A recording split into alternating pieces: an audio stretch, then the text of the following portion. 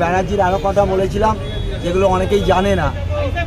বলেছিলাম নপাড়া থেকে চিনার পাড় যেগুলো যে হোটেলগুলো আছে সবগুলো জায়গা দখল করে আছে, সবগুলো মার্বেল মোজাইক করে বসে আছে। সেটা হচ্ছে ব্যানার্জির দয়া। তারা ব্যানার্জি ওই সব হোটেল থেকে 20,000 30,000 অ্যামাউন্টও বলেছে, 20,000 30,000 টাকা করে নেয়।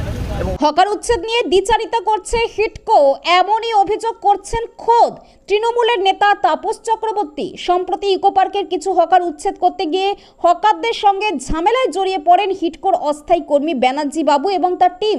হকারদের মারধর করার অভিযোগ ওঠে ব্যানার্জি বাবুর বিরুদ্ধে। বিষয়টি নিয়ে হিডকো ভবনে বিক্ষোভ দেখায় হকার এবং অটো টোটো চালকেরা।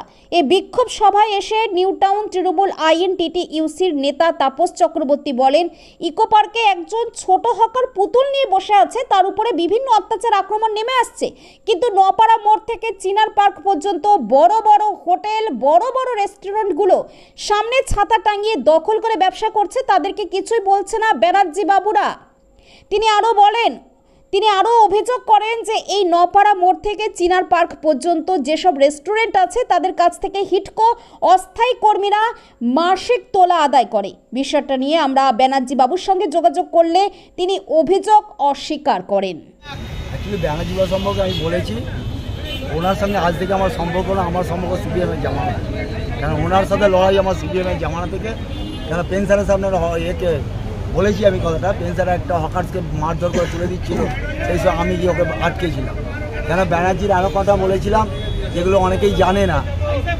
বলেছিলাম নপাড়া থেকে চিনার পাড় যেগুলো যে হোটেলগুলো আছে সবগুলো জায়গা দখল করে আছে, সবগুলো মার্বেল মোজাইক করে বসে আছে। সেটা হচ্ছে ব্যানার্জির দয়া। তারা ব্যানার্জি ওই সব হোটেল থেকে 20,000 30,000 অ্যামাউন্টও বলেছে, 20,000 30,000 টাকা করে নেয়। এবং ওইভাবে হোটেল আজকে এই গরিব লোকেদের মারা হচ্ছে।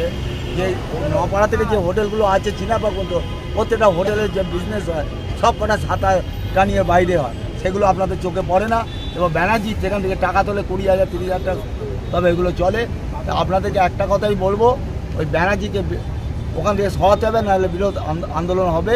কেন আমাদের এখানে অটো ভাইরা কাজ করছে, আমরা দলে আছি, আমাদের নেত্রী মমতা ব্যানার্জি আছে, মমতা ব্যানার্জির নেতৃত্বে চলছে। এইসব ব্যানার্জি বাবুর লোকের জন্যই আজকে দলের খারাপ দুঃসময় যাচ্ছে, এখানে এদের জন্যই আজকে বদনাম হচ্ছে। তাই আমি ভালোভাবেই বলে দিয়েছি যে কোনো কিছু জিনিসের একটা সিস্টেম থাকে। একটা হকার্সকে তুলতে গেলে তার আগে তাকে নোটিশ দিতে হবে, একটা কাউকে নিয়ে অসুবিধা হলে তাকে নোটিশ দিতে হবে। তা বলে এটা নয় যে দাদাগিরি, এটা তো অ্যাকচুয়ালি ব্যানার্জিবাবু দাদাগিরি হচ্ছে।